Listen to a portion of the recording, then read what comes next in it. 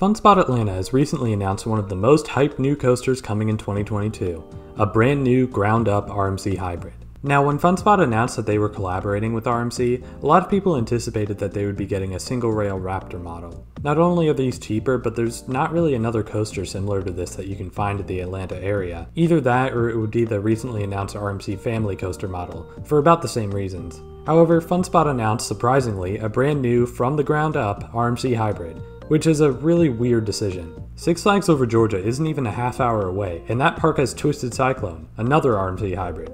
And even today, I think it's still a bit of a weird decision. Ignoring how odd the decision is though, this coaster does really look great.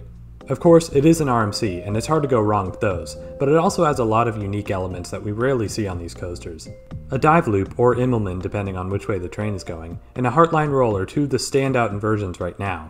But it also seems to have a zero-G stall going under the lift hill, which should be great considering how Goliath has been received. The sections of the layout that they've shown so far look pretty amazing, with a lot of unique inversions and airtime moments. Something a bit weird about the renders is that most show off this red and blue track, which looks great, while others show off a more standard red track on white supports, which still looks fine but not quite as good. I'm pretty sure they're sticking with the former, because not only is it more unique, but it just looks better.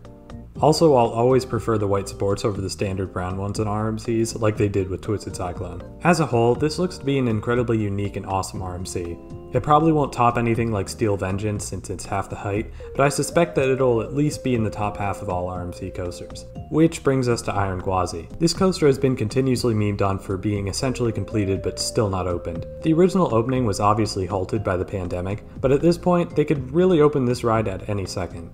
But it's just been sitting there, doing nothing, for well over a year. That's besides the point though. The thing that makes this radio silence even more painful is how good this ride looks. It's one of the taller RMCs, standing at over 200 feet, and also has a beyond 90-degree drop, which should be insane on a ride like this. The layout seems to be filled with airtime, and there's also a solid amount of inversions that seem to be pretty cool. However, even though this is looking to be much bigger than the aforementioned FunSpot RMC, I'm starting to wonder which of these rides will really be the better one.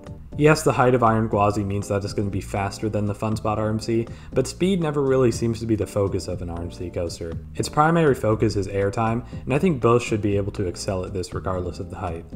Once again, Twisted Cyclone had some crazy airtime and it's barely over 100 feet. Not only that, but the FunSpot RMC is being built from the ground up, while Iron Gwazi has to somewhat rely on the original layout of Gwazi, meaning its elements aren't quite as unique. RMC has to work with what the original layout provided, which they excel at, don't get me wrong, but a ground up layout will obviously give them much more control to go all out. Regardless of which one is better, both of these look like incredible rides and I'm really excited for both of them. Even with all the points I made earlier, I still think that Iron Gwazi will probably be the better one overall, but the small updates that we've gotten about the FunSpot RMC makes this a closer battle than you might expect. Of course, it's a bit unfair to compare these coasters that have yet to be released, but I figured I'd look at what we know so far and make a comparison between these two coasters. And with that, thanks for watching this video. Which one do you think will be better between the two? Feel free to leave a comment and subscribe if you enjoyed the video as well. Thanks for watching and I'll see you all next time.